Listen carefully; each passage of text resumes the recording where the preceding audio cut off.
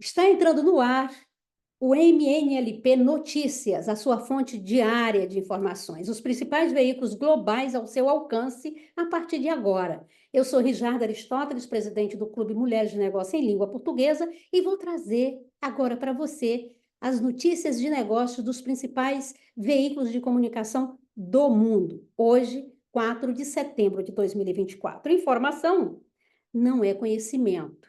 Conhecimento é um tipo raro e caro de informação que é o que você tem aqui. Quem falou essa frase foi Yuval Harari. E eu quero começar hoje o nosso programa trazendo um estudo da Anjos do Brasil, que apontou que as agitechs ligadas à preservação do meio ambiente são as mais procuradas por investidores anjos. Olha aí, uma dica fundamental para você que quer abrir uma startup ou que quer redirecionar a sua startup. Isso porque, além do nosso planeta estar vivendo talvez o seu maior desafio com a questão do aquecimento global e que muitas vezes o próprio agronegócio desavisado tem uma contribuição importante nesse aquecimento, é também é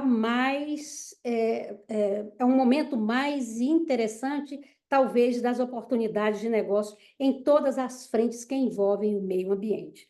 O Brasil é o país com mais agitecs da América Latina. De acordo com uma pesquisa da Radar Agitec Brasil, 1.953 startups do agronegócio existem no Brasil, com um crescimento de 14,7% relativamente ao ano anterior.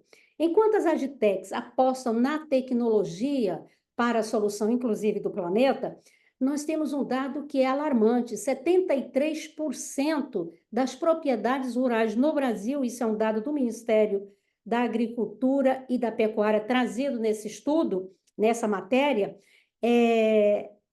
estão sem conectividade com a internet. Então, isso realmente acaba sendo um obstáculo muito grande, inclusive na questão do trabalho de preservação do meio ambiente. Entretanto, nós temos aí um grande espaço para a criação e expansão de empresas com esse olhar da sustentabilidade no campo.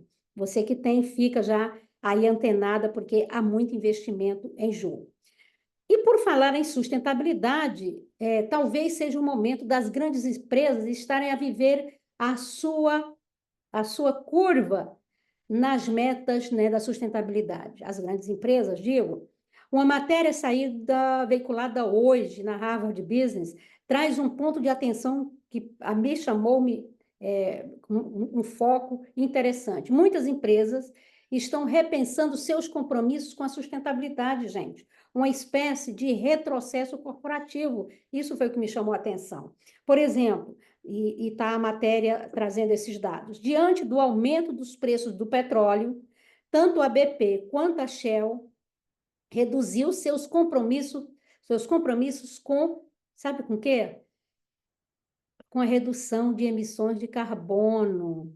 Gente, a fabricante de calçado Crocs adiou sua meta de emissões líquidas zero de carbono de 2030 para 2040, e a Microsoft, a gigante aí do setor da tecnologia, não conseguiu atingir suas metas de redução de carbono devido, de acordo com justificativa da empresa, ao crescimento da inteligência artificial.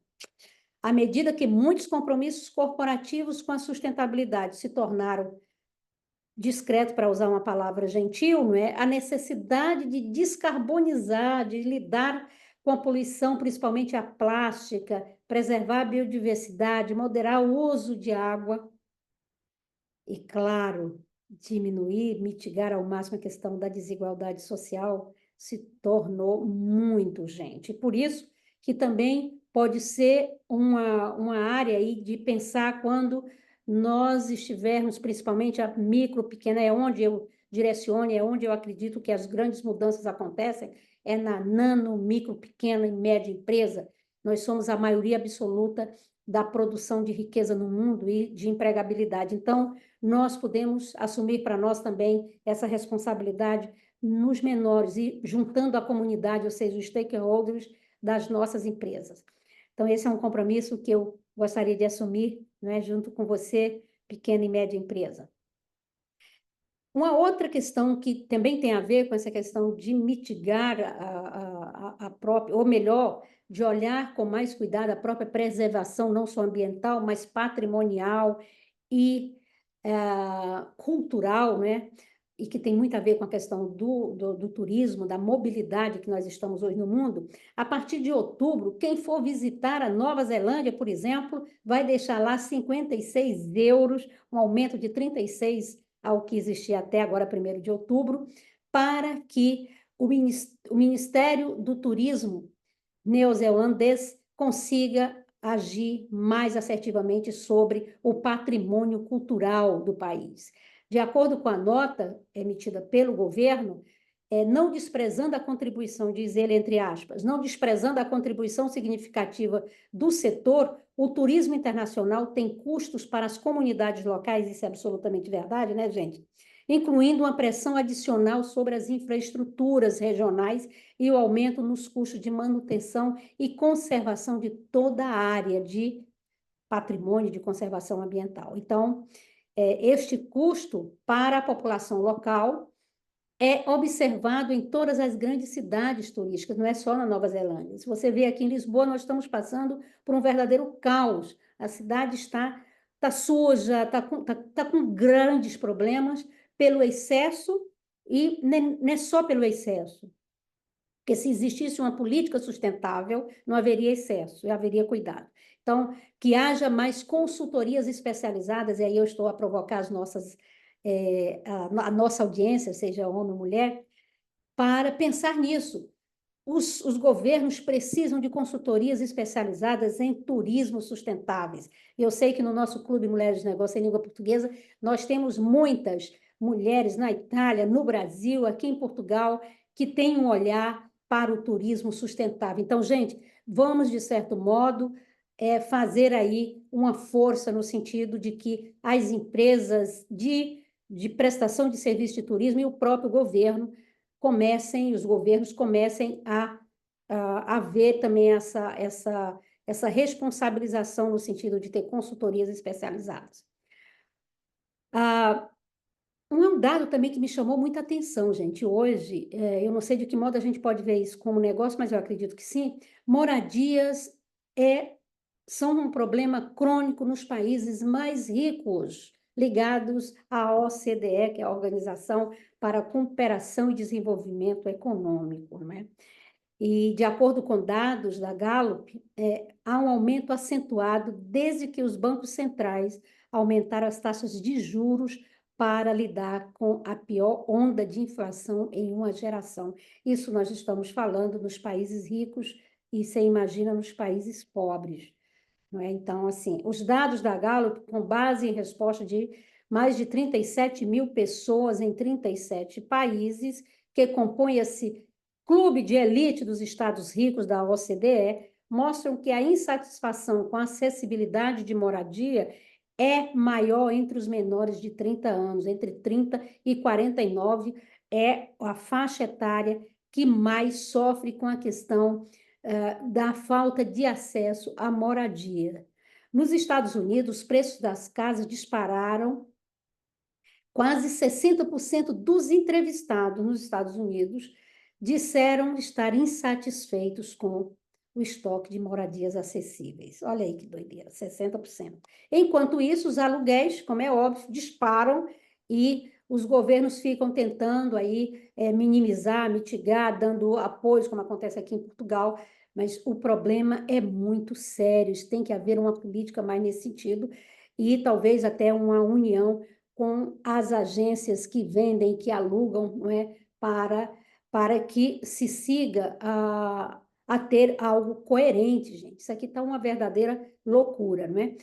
Os pesquisadores colocam a responsabilidade, em parte, com a falta de construção de novas casas pela crise de acessibilidade. Não é só isso. Não é só isso, porque assim, você tem cidades que não tem mais para onde crescer, né? Se crescer, vai para cima e aí e aí sim é que a coisa começa a ficar muito complicada. Então, acho que está na hora aí da gente oferecer também algumas ideias para mitigar essa grande questão das moradias, e aí eu acho que também as pessoas, as empresas, as grandes empresas do setor imobiliário podiam também entrar nesse jogo, e provavelmente já estão, né, no sentido de ter mais acessibilidade para a aquisição, além, de, obviamente, de financiamentos, né? E eu quero encerrar hoje com algo que eu me incluo absolutamente. Nós, da geração Baby Boomers, nascidos entre 46 e 64, não estamos a fim de deixar herança para ninguém. Isso é bem bacana, né? Porque isso dá um protagonismo absurdo para nós. Nos Estados Unidos, e seguramente podemos alargar esta área geográfica, mas da metade de toda a riqueza, onde é que ela se concentra? Nas mãos dessa ótima geração de baby boomers. E, de acordo com a matéria desta manhã da Fortune Americana, apenas 20% de nós, e eu me incluo, pensam em deixar herança. Cada vez mais fica cara essa questão da aposentadoria e de envelhecer, gente, com tranquilidade, com a qualidade de vida, de acordo com que a vida toda de trabalho, né? Enfim. Um custo do envelhecimento, de acordo com o relatório da Northwestern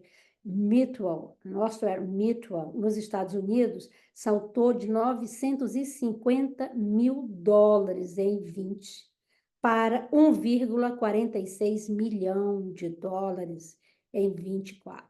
Então, assim, é uma coisa absurda, você precisaria ter isso de dinheiro, de poupança para envelhecer com qualidade de vida. Esses dados criam cenários, obviamente, e aqui o que nos interessa é isso, cenários de negócios incríveis, quer dizer, são mais pessoas com a cabeça ótima, ainda com uma boa mobilidade e com dinheiro, né, e que estão com muita vontade de usar esse dinheiro consigo próprias e em beneficência. Isso também me chamou a atenção. Querem deixar alguma marca boa ajudando outras pessoas. Além, então, o que é que eu imagino que seria uma boa dica aqui de negócio? Fundos direcionados especificamente para esta faixa etária, né, onde, inclusive, fosse previsto a questão de respeitar os seus desejos de ajudar outras pessoas. Pronto, envelhecer com tranquilidade, com saúde e bem-estar na terceira idade, não é? É também um ótimo negócio. Então, ficamos por aqui por hoje e amanhã, neste mesmo horário, nos encontramos. Tenhamos todas e todos uma fantástica quarta-feira.